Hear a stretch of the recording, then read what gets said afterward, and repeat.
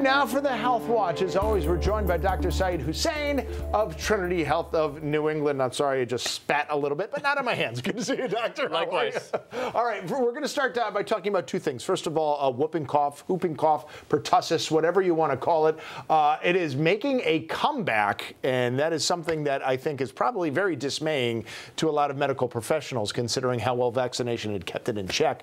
Is vaccination dealing with why this is making a comeback? Low vaccination rates? Yeah, multifactorial, Tim. So the CDC says this time around we see 4 times as many cases of whooping cough compared to last year same time. Yeah. So to your point, we're seeing an uptick for sure. Now, what is this? This is a bacterial infection caused by a microorganism called Bordetella pertussis, and it causes whooping cough, which basically is characterized by cough, cough, cough, cough, a long gasp for air. That's the whoop. Yep. And that's how it gets its name. So it impacts the respiratory system, airways in particular. Yes. And who's most at risk are babies and infants, pregnant women, immunocompromised, elderly. Those are most impacted by this infection, and it can be severe or serious in them as well. Yeah. Especially babies. And what are the treatment options? So first and foremost, there are very effective vaccines available. I mean, remember in the 1940s,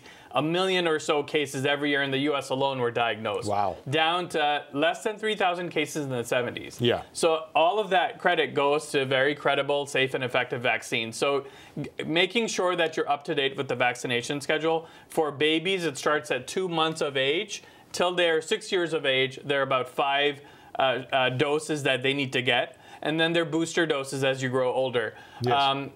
And there's also, if there's a suspicion that your child may have an infection that resembles whooping cough, then it's really good to get your child checked out, or yourself if you have those symptoms, with a doctor. There's good antibiotics out there to treat this.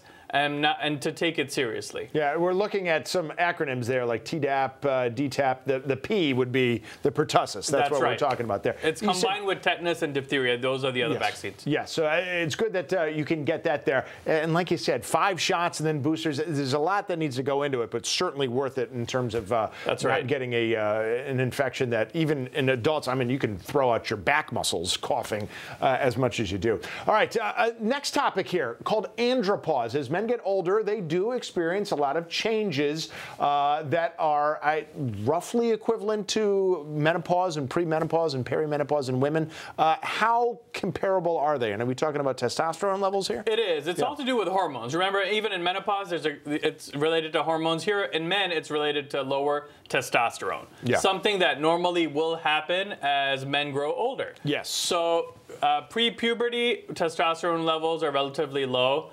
At puberty, they spike up. That leads to the male characteristic development that we see in adolescence. And then 30 years of age, and every year after the age of 30, Tim, there is a 1% decrease annually in your testosterone levels. So it's a slow decline. It is a slow decline. Not everybody will have similar symptoms, obviously. It varies. There's a spectrum. But some of the symptoms associated with low testosterone include low energy, fatigue, difficulty sleeping, weight gain, loss of your body muscle. Those are all signs, depression, signs and symptoms that may be linked to testosterone. Yeah, maybe. They could be a lot of different things. 100%. So that's why you need to have a checkup, again, going back to that annual wellness visit with your doctor, to speak to your doctor to see if you need to be tested. There are blood tests that can be run. But also, are there any associated medical conditions that can lead to this? Are you overweight, for instance? What's your lifestyle like? Are you exercising? Do you have high blood pressure? Do you have diabetes?